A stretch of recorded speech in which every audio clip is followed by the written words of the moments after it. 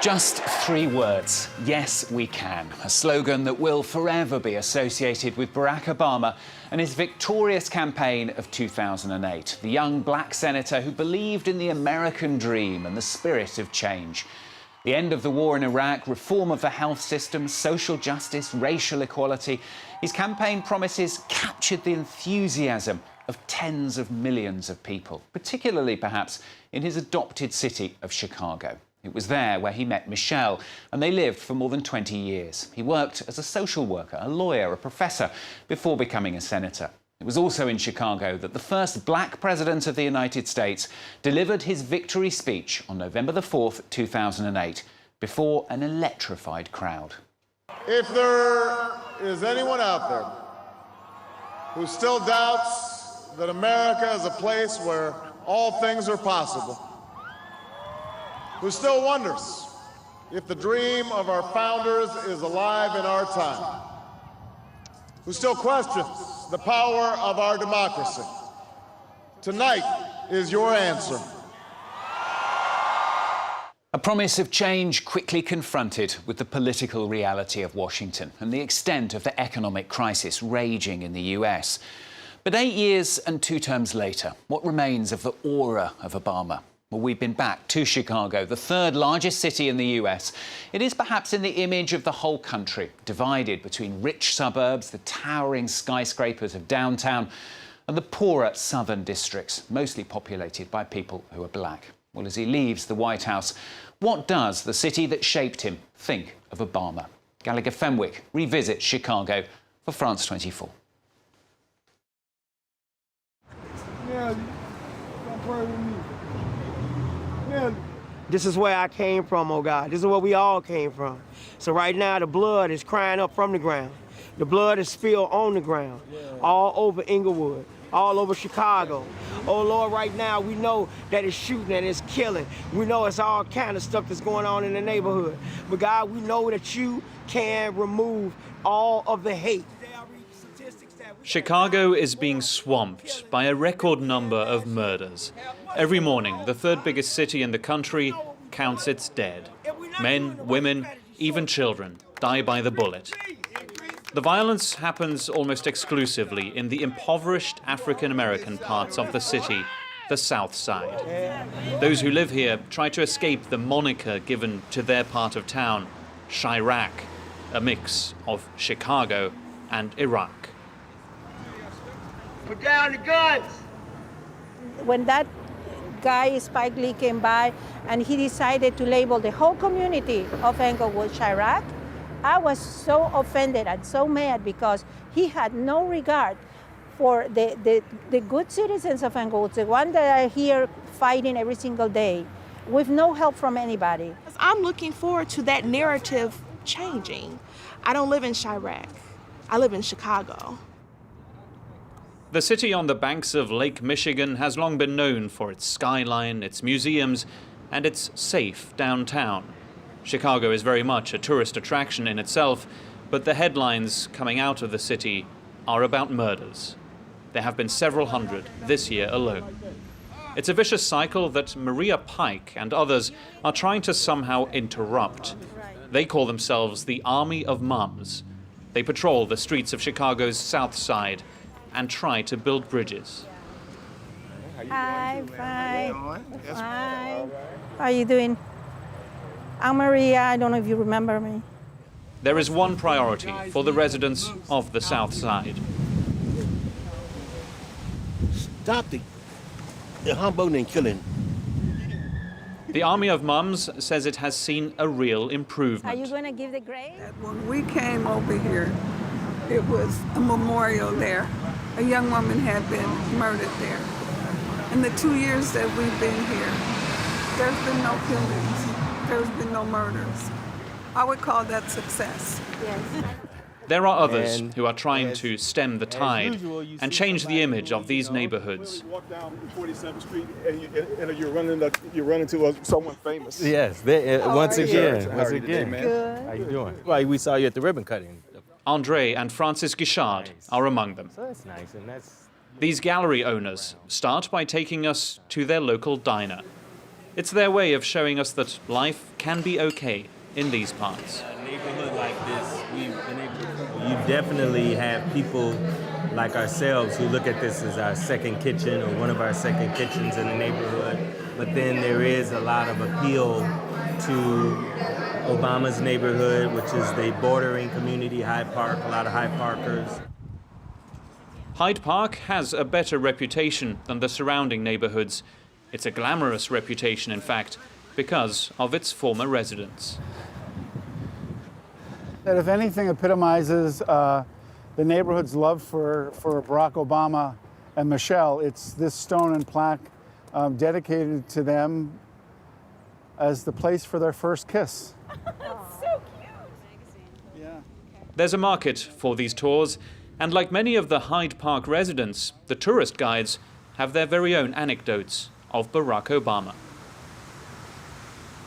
Obama's jogging and runs past Sam and does this stop and this look and starts talking to the dog about his log and all this kind of stuff. And so we're going to turn right here. And so we had a chance to kibitz a little bit about the dog and wish him luck for his Senate race.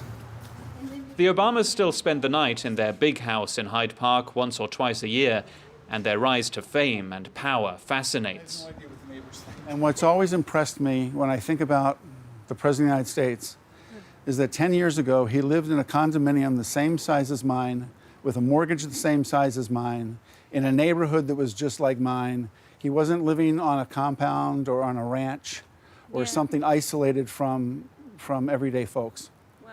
You know, and that was just 10 years ago. So he went on for bigger and better things. It's real exciting. I mean, how often do you get to go and actually touch the door that he walked through? Usually that's not something, it's gated or, like out of bounds, and you don't get to do that. So. This feeling of walking in the footsteps of greatness is described by the tour guide and by those who now live where the US president once hung his hat. Just the spirit, just knowing that he at one time breathed the same air in the same building. It's just wonderful. Such an incredible man. So it's just good to know that, and to know that he's a Hyde Parker.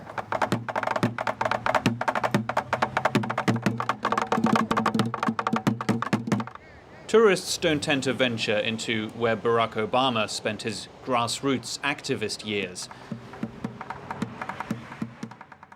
He helped residents of the underprivileged parts of Chicago get organized to defend their rights. In his very own way, Jermaine Kelly has been handed the baton. Unlike the president who grew up in Hawaii and Indonesia, Jermaine didn't come to Chicago as an outsider. He knows his neighborhood of Englewood off by heart, but prefers to let others do the talking. What's going on, y'all? What's going on, y'all? What's up with you, brother? But if the community was funded better and had more resources, it'd stop a lot of the violence. So that's what I say. You gotta be strong to survive out here, man. You gotta really. We need a voice. Yeah. Don't nobody talk up for our people. There you go. Everybody all about themselves, politics, all that. It's more self though. You feel me? Don't nobody come from these neighborhoods and speak for our neighborhood. Time is spent hanging around, or loitering, as the authorities might say. In Chicago, almost 50% of young African Americans have no higher education and no job. The election of Chicago's favorite son didn't tip the scales. Obama couldn't get done most of the things he wanted to get done because he's black. Let's just be honest. Like, and then they didn't have a majority vote in the office at the time. Right. Like they didn't work with Congress. Didn't work with him on anything, any idea he had. Woo! Wait. Thank you. These are dangerous and deadly streets. Diane Latiker tries to get the kids out of harm's way. The doors of her home are wide open for all neighborhood some kids. Notebook paper, some notebooks, some crayons, some pencils. So just get what you need. So, okay. Rakim is one of those who don't feel safe outside. Sometimes, because they be shooting and you don't know where the bullet's going. When the sun shines during Chicago's summer months, Diane takes the local kids to a brand new basketball court. A rich donor was touched by her activism and decided to finance the whole project. Diane says this kind of philanthropy is an exception and accuses her fellow citizens of not caring enough.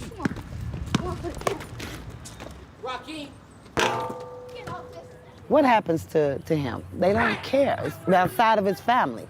The other people don't care. It doesn't affect them. At least that's what they think. She didn't stop there and decided to build a memorial to rattle the city's conscience.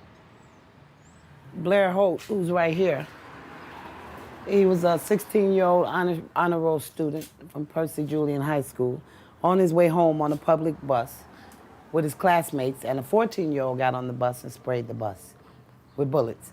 He was trying to protect his classmate, a girl, and she was shot, but he was killed.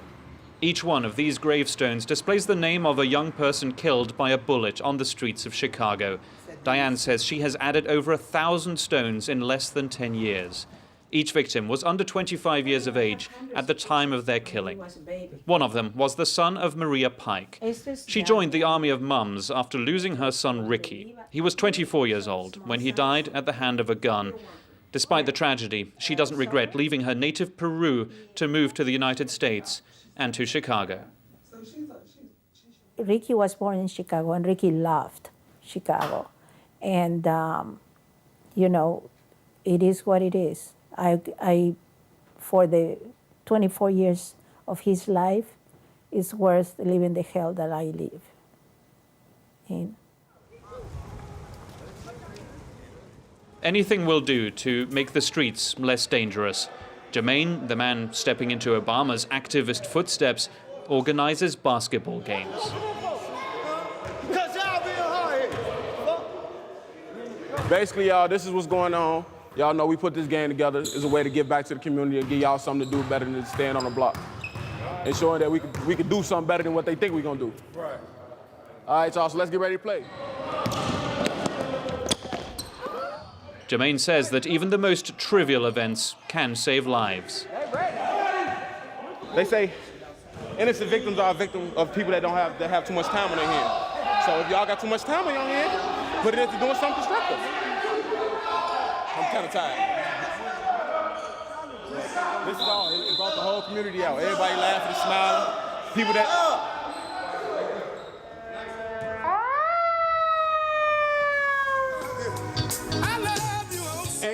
When night falls and the danger increases, Diane Latiker keeps up her good fight, on the airwaves this time. She regularly takes part in this local phone-in show. When the lines are opened, the studio phones ring off the hook. The stories told could not be more tragic. Good evening, Real Talk, Real People.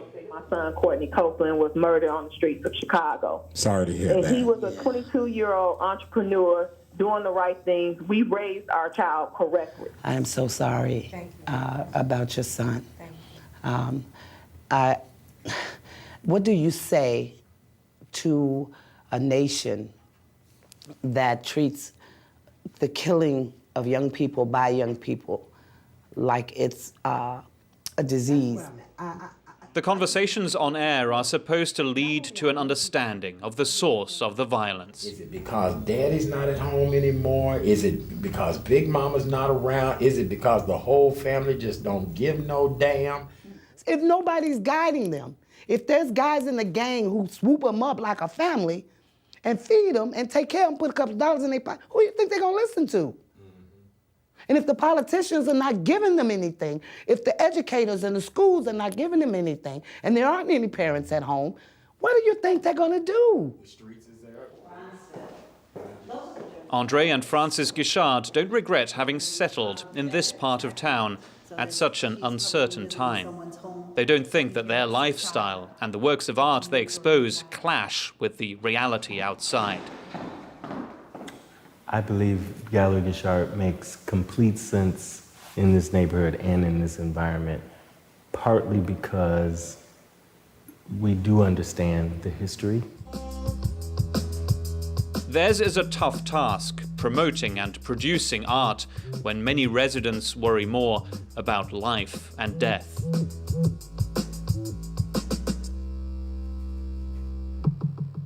Outside, Chicago's daily reality catches up with Andre and Francis. You're on the other side, man. Since we've been here. Frustrating. Never. That is so very frustrating. It's like they knew you were here, isn't it? Like, and I just said, you never see anything. Never seen this I happen feel like before. I got my foot in my mouth. Wow. It's terrible. Damn. A car is stopped in the middle of the street, riddled with bullets. In the ambulance lies a 24-year-old, hit by several of those bullets. This happened a few steps from Andre and Francis's diner. That's crazy, bro. Motherfuckers can't even go through a Sunday G without getting killed. Sunday, bro, I don't want to hear, expect nothing about no gun rights. Definitely not where I work at. I'm happy that it ain't go through one of these windows and hit one of us.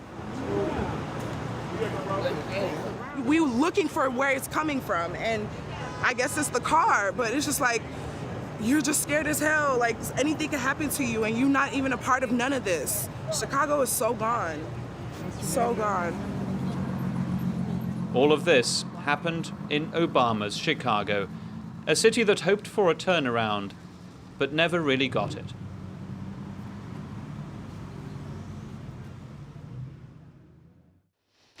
Gallagher Fenwick revisiting Chicago for France 24. Well, that's all from this week's edition. Of course, you can catch it and all our previous editions as well on our website. That's at france24.com. There's more news coming up very shortly. Do stay with us.